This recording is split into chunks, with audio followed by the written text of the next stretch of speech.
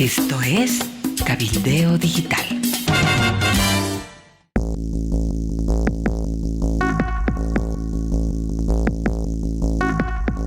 Hola Amalia, hola amigos del planeta.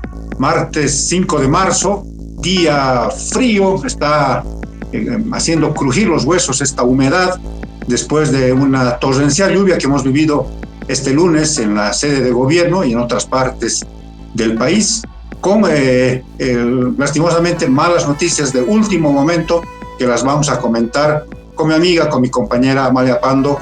Amalia, adelante por favor con lo último de este tema.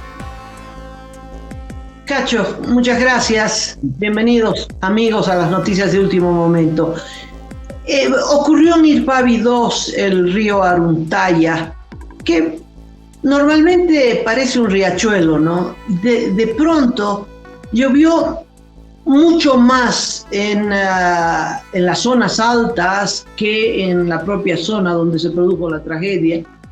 De repente llegó el turbión, pero en una cantidad impresionante, y había un maquinista, un tractorista en medio del río, y llegó las aguas y no pudo salir de allí. Se subió al techo del tractor. Y tenemos una imagen que nos hicieron llegar los vecinos, donde él está aún vivo, porque la fuerza del agua fue tal que tumbó el tractor, lo tumbó hacia un costado, y claro, el hombre salió arrastrado por las aguas y falleció lamentablemente. Es una pena. Alguien que salió de su casa para trabajar, que tal vez la esposa estaba preparando la cena para recibirlo de vuelta y no volvió. Esas fatalidades, esos días en los que vas a morir. La gente se reunió a la ribera porque veía el avance de la tragedia y no se podía hacer nada. ¿Quién se iba a animar? Los bomberos llegaron ya para recuperar el cuerpo, que lo recuperaron, lamentablemente. Eso entre otras tragedias ocurridas en el país. Bueno, Amalia, es la quinta persona que pierde la vida en el municipio de La Paz. Esto es preocupante. Van 5 muertos solamente en la sede de gobierno. Y este señor, joven maquinista, se calcula que tiene entre 25 y 30 años, se quedaba a dormir, Amalia, que es lo que cuentan los vecinos de Irpavi 2. Sus dificultades económicas hacían que no pudiese volver a su casa en la ciudad del Alto, y entonces se quedaba a dormir. Y lo que hacían los vecinos era ayudarle con desayuno, con el almuerzo, con la cena, y él trabajaba ahí todo el tiempo muy comprometido para sacar toda la arena que estaba bajando por el río Aruntaya en los pasados días, ¿no? Se ha plantado ya una polémica, Amalia, porque anoche una autoridad del gobierno municipal en la Red 1 de Bolivia señaló que hubo alerta temprana a los operarios que están trabajando en los ríos, 40 minutos, dijo, antes de que se produjese el turbión. Es por eso que otros maquinistas lograron salir del río Aruntaya. Pero el señor Marco Cordero, que es representante de la empresa, también dijo a esta red televisiva que no es verdad, que ninguno de los operarios recibió ninguna alerta temprana, y es más que los maquinistas ahora no quieren volver a los ríos donde han sido asignados porque no tienen garantía de que pueda ocurrir algún otro evento como el que sucedió este lunes. Es penoso, no se sabe en este momento si hubo o no hubo la alerta, es parte de un protocolo, son encargados por zonas, por cuencas, que activan esto a través de llamadas por celular a los jefes de grupo de los maquinistas, y estos a su vez rápidamente alertan a los operarios, a quienes están trabajando en ese momento con las retroexcavadoras, para que salgan inmediatamente de los ríos. Luego, la viuda, una joven viuda, anoche también se presentó en la Red 1, explicó todos los problemas, todos los dramas que como familia están atravesando.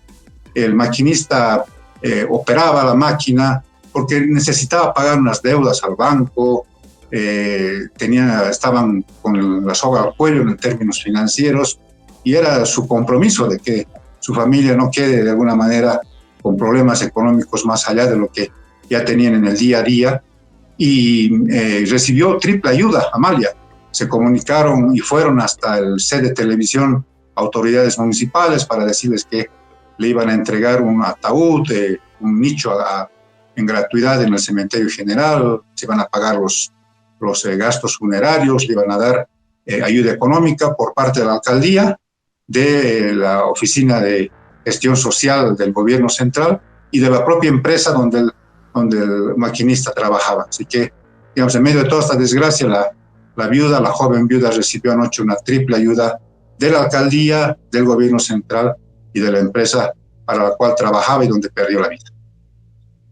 Bueno, tiene el entierro garantizado, pero la vida de sus sobrevivientes no. Esa es la tragedia. Bueno, Cachito, pasa algo parecido en Apolo, donde los bomberos no pudieron ni llegar porque el camino está horrible. Apolo queda al norte de La Paz.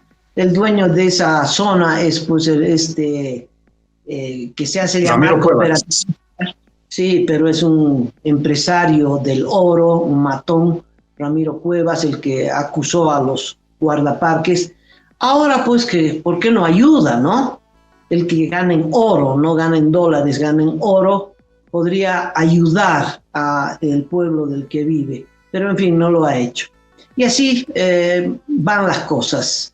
No sé si podríamos cambiar de tema, Cachito. Sí, Amalia, comentándote que en el tema político, este martes se van a reunir los senadores del MAS, del levismo, van a tratar de que vayan también los senadores del arcismo, para ponerse de acuerdo mínimamente en cuándo podrían iniciar las sesiones para tratar los créditos externos que ya han sido aprobados por diputados, ¿no? Después de estas bochornosas sesiones en la Cámara Baja, les toca a los senadores definir sobre estos temas, ¿no?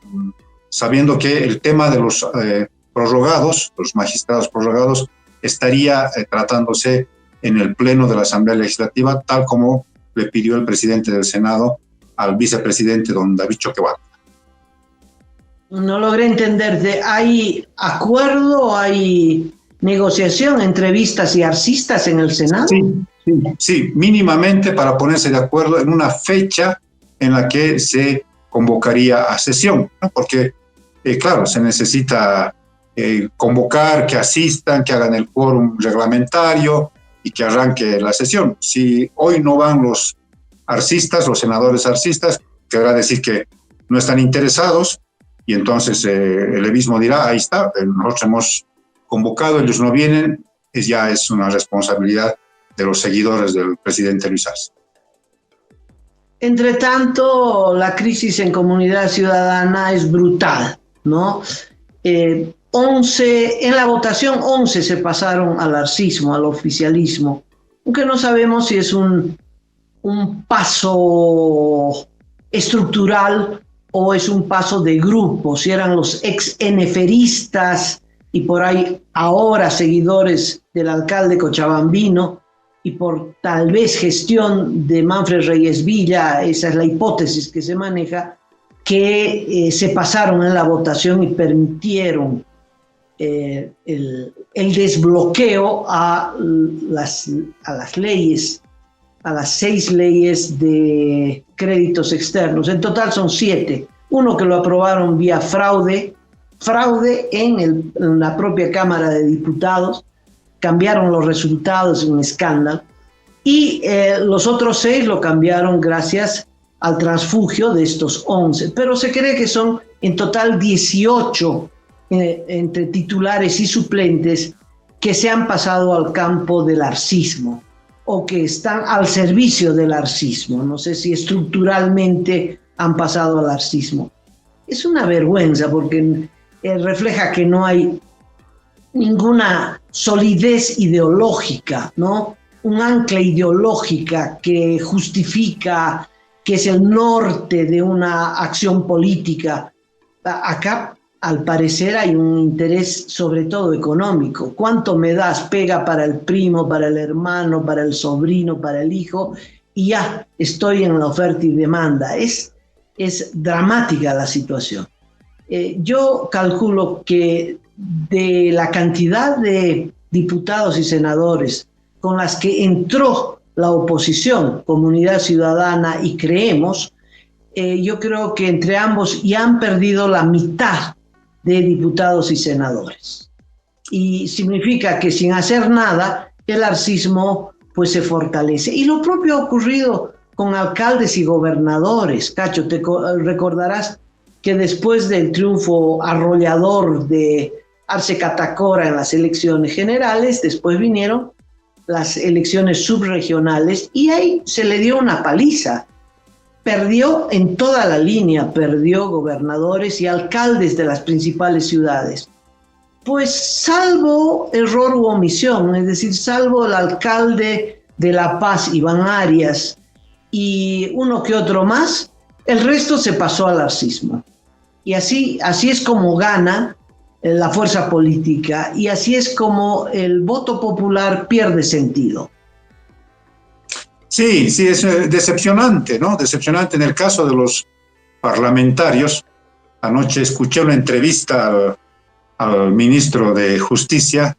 No creo que sea elevado el tono ni la calificación, pero resultó ser un crápula, don Iván Lima, ¿no?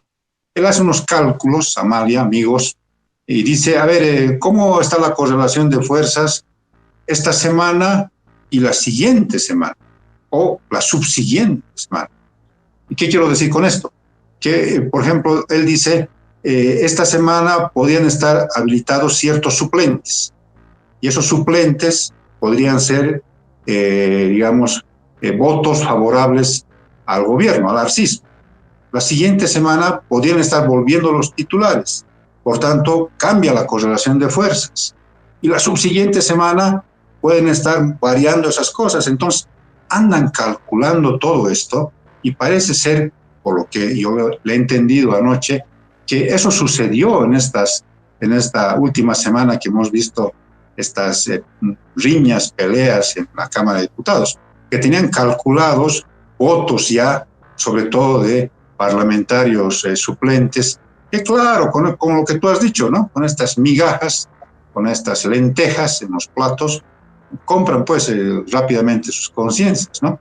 Y me llamó mucho la atención, por ejemplo, no lo vi en el debate parlamentario, por ejemplo, al diputado del evismo, don Héctor Arce, que es brioso, es una persona que cuando toma la palabra, además, da línea, se caracteriza por eso. No lo vi.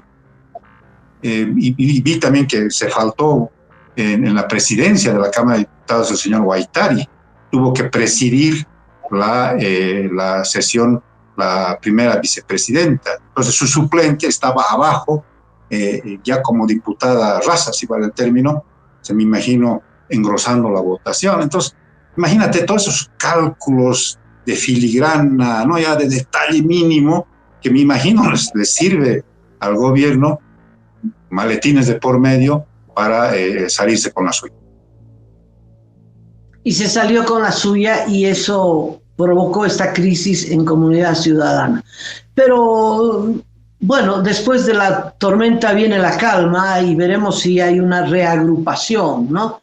Que eso es lo que se espera con miras a la elección de algún candidato de la oposición. Bueno, lo que está en agenda y pronto es el censo, Cacho, 23 de marzo, está en la fase de la capacitación de quienes de manera voluntaria se han inscrito para hacer de censistas. No sé si todo está funcionando y esperemos que hasta el 23 de marzo las lluvias calmen, porque si sigue la tragedia causada por las torrenciales lluvias, va a ser difícil que en todo el país se pueda llevar a cabo el censo, pero esperemos que sí, que se lleve a cabo. ¿Qué me llama la atención y por qué toco este tema? Porque tengo la certeza, me han mandado la comunicación, que los sindicatos agrarios, los sindicatos provinciales y seguramente organizaciones en el oriente, que no son los sindicatos agrarios, pero otros, posiblemente los municipios, están presionando a los habitantes, a los oriundos de esos municipios para que vayan a hacerse censar allí. Seguramente piensan que hay, digamos que está en juego propiedades, terrenos, aunque lo que está en juego son los presupuestos, antes era el IDH, que era muy importante, ahora no hay IDH porque no hay gas, pero queda alguito, ¿no? Bueno, pero son cartas amenazantes que manifiestan que si tú no vas a hacerte censar en la comunidad campesina, pues vas a perder esto, lo otro, y además las multas que son tan efectivas y aterrorizan a tanta gente, ¿no? Lo que significa una movilización para tergiversar los hechos, ¿no? Porque claro, si la gente por disciplina sindical, por temor a la multa o por lo que fuera, va a un lugar donde tiene alguna propiedad o donde ha nacido, es miembro de la comunidad, pero no vive ahí, le está mintiendo al país, ¿no? Y al mentirle al país estamos todos fritos, no sirve para nada el censo. ¿Cuál es el efecto de esto? Por ejemplo, en La Paz. Si gran parte de la población de La Paz y del Alto va a hacerse censar a los municipios, el presupuesto de La Paz y del Alto disminuye. ¿Y dónde es que la gente de provincia va a usar los hospitales? No es en provincia, porque en provincia no hay hospitales, y si hay hospitales están desmantelados. Entonces, cuando tienen un apuro de salud, llegan a las capitales, a las ciudades, donde pues se han llevado su presupuesto y los hospitales van a estar cuesta abajo. Lo propio pasa con educación, con salud. Entonces, me parece un hecho grave y también un hecho irreversible, porque no hay nada que pueda cambiar esa situación. Aunque la viveza criolla, Amalia, siempre ha sido parte de la idiosincrasia de nuestro país. Yo te puedo comentar, por ejemplo, del occidente, en los yungas de nuestro departamento, qué es lo que hacen, ¿no? Efectivamente hay este tipo de advertencias, ¿no? O vuelves al pueblo o te vamos a multar e incluso te vamos a quitar parte de tus tierras. Y efectivamente a veces son advertencias que tienden a cumplirse. Entonces, ¿qué hacen las familias? Una parte va al pueblo y otra parte se queda en la ciudad, ¿no? Entonces hay una especie de distorsión de los datos porque unos quedan censados en el pueblo X y otros se quedan en el Alto o en la ciudad de La Paz, igual engrosando los datos, ¿no? Entonces hay estas cosas que suelen ocurrir, en algunas cosas, en algunos casos se han conocido de que un día eran censados en las ciudades y al día siguiente eran censados en las áreas rurales. Entonces, siempre la viveza criolla, Amalia, siempre le dan una vuelta. No sé cómo le encuentran, pero la vuelta de tuerca esto, pero nada raro que esta vez también se imponga el asunto, ¿no? Y de datos, si estamos hablando, sí faltan censistas, sigue el problema en Santa Cruz y en La Paz. Esta mañana autoridades del municipio han dado cuenta de que sí están faltando censistas en La Paz y que lo que van a hacer es reclutar ya prácticamente escogiendo a la gente, sobre todo en los colegios, en las universidades, y la capacitación ya va a ser virtual, ya no les van a dar capacitación presencial para apurar el proceso de tal manera que todo el mundo esté ya capacitado para el levantamiento de datos. ¿Por qué crees, Cacho, que faltan censistas en Santa Cruz, el departamento que peleó por el censo y que posiblemente sea el beneficiario de los resultados del censo? Bueno, mi criterio es una especie de apatía. Piensan que la movilización del 2022 no les generó ningún tipo de rédito, y que hay cierta apatía, ¿no? Es una especie ya de mal congénito de la sociedad de nuestro país. Sí, qué pesar. Creo que hay que ponerse las pilas y que tenemos que hacer lo posible porque ese censo salga adelante. La pena es que siempre hay un grado de tergiversación, ¿no? Y esa es la pena. Y también esto de que el gobierno se hubiese entercado para que no exista la pregunta sobre los mestizos, cuando Arce representa y representa bastante claramente a este sector de la sociedad, estos clases medieros que somos mestizos, ¿no? Y no hay esa pregunta. Habrá que sacar la conclusión por la negativa, porque uno puede identificarse si uno es indígena, pero uno no puede identificarse si es mestizo. Qué cosas, ¿no? Sí, y el último dato, Amalia, en este tema es que se les ha prohibido a los censistas ingresar a las viviendas. Los censistas que vayan solamente pueden tomar datos en la puerta, así que si tú, Amalia, estabas preparando un sándwich, un refresco para la persona que vaya a censarte, tienes que darle un tapercito porque no va a poder ingresar. Me imagino por apurar las cosas, ¿no? Para que no demoren, no haya un momento de charla y pues el censista pierda tiempo en su labor de ese día. Bueno, ¿cambiamos de tema? Así, adelante.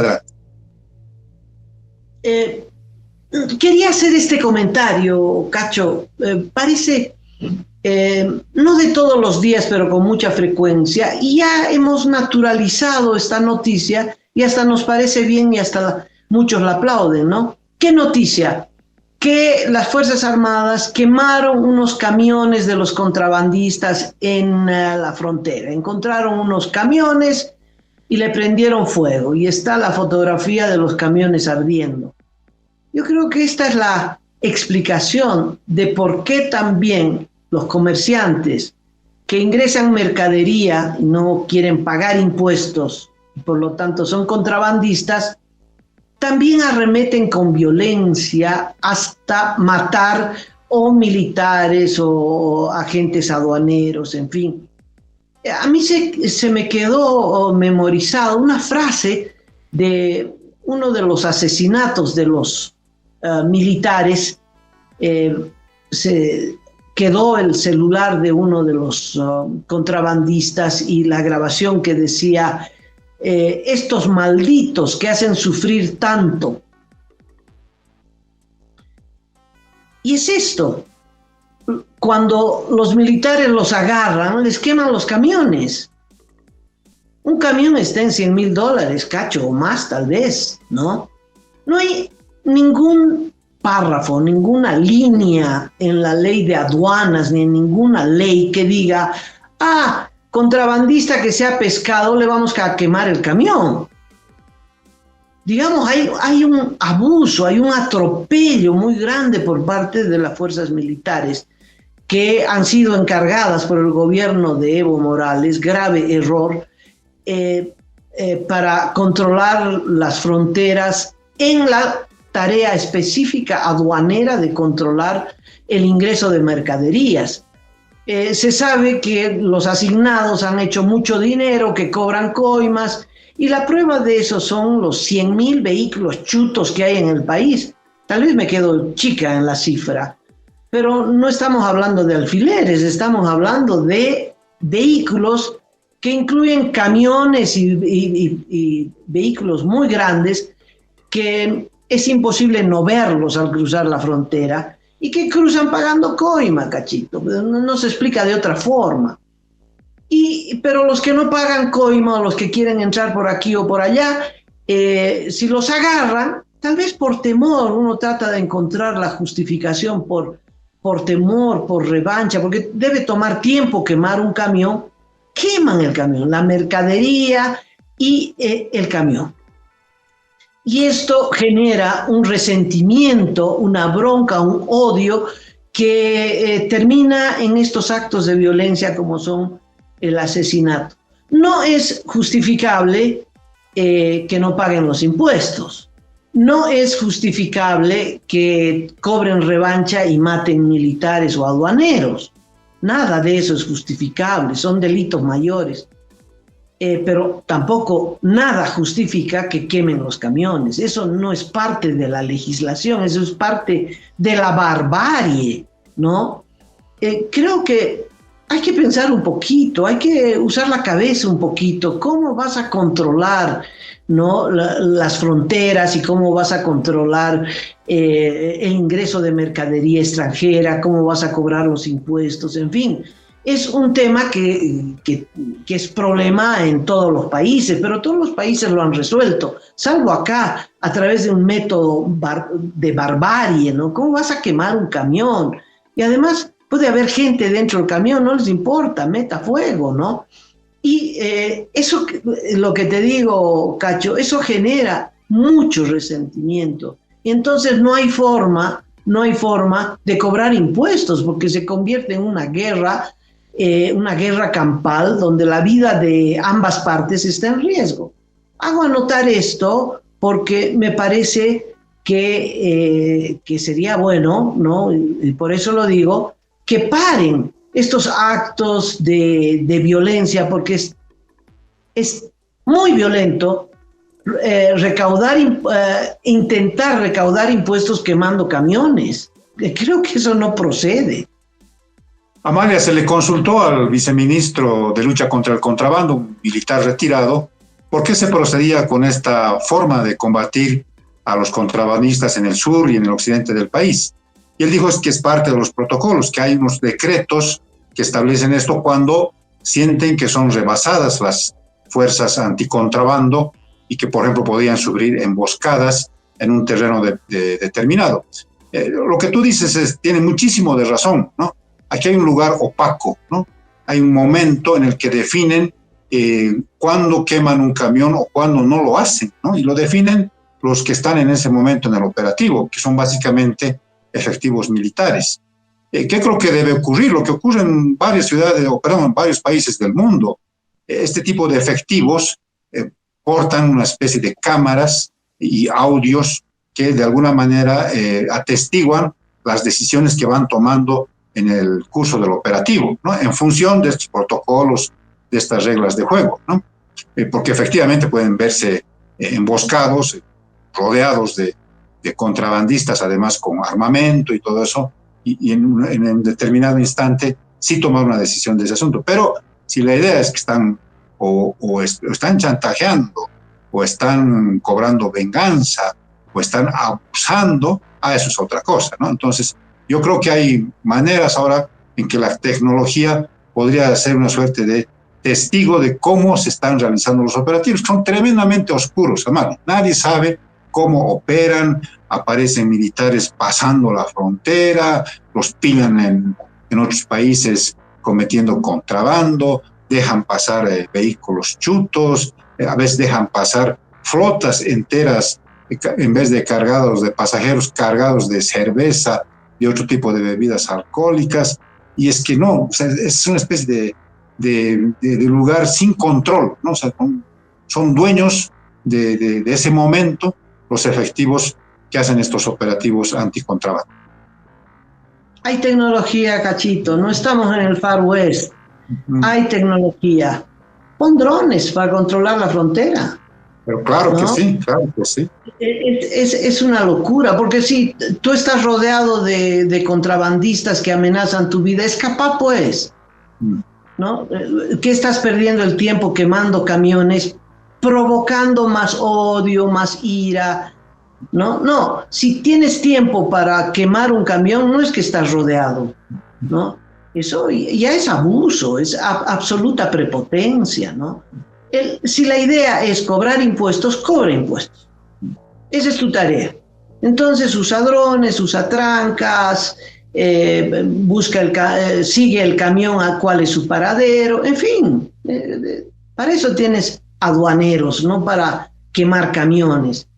Es terrible que un ex militar sea el encargado de esto, ¿no? Bueno, Cachito, doblamos la página. Estaba esperando la llegada de Luis Miguel, ya tenía mi pasaje a Santa Cruz. Sí, cerca de 10,000 personas compraron ya sus entradas para ver al Sol de México, pero se quedaron con las ganas porque canceló su concierto y lastimosamente mal, hay que decirlo, es porque estamos generando una imagen tremendamente negativa. Su equipo de avanzada, se conoce ya algunos detalles, tenía que trasladar equipos de audio, de sonido, me imagino que de luces, pantallas, en una treintena de camiones, y claro, tenían el temor de que puedan quedar bloqueados en cualquier punto del país porque se anunciaban nuevos bloqueos. Se tenía que pagar, se dijo Amalia, parece que la suma no es la que te voy a decir, pero puede ser más, al menos $4 millones por parte de los empresarios que traían a Luis Miguel, pero caramba, no hay dólares, sacar esa cantidad o mover esa cantidad de dinero hacia afuera del país supone pagar comisiones a los bancos que hacen las operaciones, hay escasez de combustible, tenían la preocupación toda la parte logística del cantante mexicano, que es de origen puertorriqueño, si podían igual quedar sin diésel en alguna parte de su recorrido. Realmente hemos dado una imagen pésima y lamentablemente esto va a cundir, pues, ¿no? Nos vamos a quedar fuera del circuito de los eventos grandes, de las grandes actuaciones, porque Santa Cruz era la única plaza que tenía Bolivia en este tipo de actuaciones. Creo que es una radiografía del país. Un país que no puede ni siquiera recibir a Luis Miguel, ya eso es todo. Al único país que le va peor es Haití. No sé si sabes lo que está pasando en Haití, Cacho. Sí, Amalia, es tremendo. Estamos en este momento ya con varios días en que ha sido tomada la única cárcel en Puerto Príncipe. Nadie se mueve, ninguna autoridad para retomar el control de la cárcel. Los presos entran y salen como Pedro por su casa. No hay presidente hace 2 años. La esposa, en este caso la viuda del presidente que fue asesinado, es parte ahora de la investigación. Se cree que tuvo algún tipo de involucramiento con el asesinato de su esposo, que lo asesinaron hace 2 años. Es realmente truculento, por decirlo menos, el caso de Haití. Hay un primer ministro, pero no tiene control sobre la isla. La mitad de esa isla es Haití, la otra mitad es Santo Domingo. ¿Quién controla Haití? Pues unas bandas mafiosas, ¿no? Unas bandas criminales que asaltan, extorsionan. Bueno, Haití es nuestro consuelo. Siempre está un escaloncito por debajo de Bolivia. Si no, seríamos los últimos. Pero ahora, por la tragedia haitiana, somos los penúltimos en todo. Así es, Amalia. Y con esa noticia, amigos, nosotros estamos llegando al final del programa Último Momento de este martes 5 de marzo. Prometemos reencontrarnos con ustedes mañana. Hemos recibido muchísimos mensajes de salutación, confían en nosotros, confían en nuestros criterios. Amalia, ayer yo estuve en la ciudad de Oruro y varias personas te han mandado varios mensajes felicitando tu trabajo, tus criterios, tus opiniones sobre la coyuntura de nuestro país. Bueno, lo mismo para ti, Cachito. Felicidades compartidas y un agradecimiento a todos los amigos y será hasta mañana.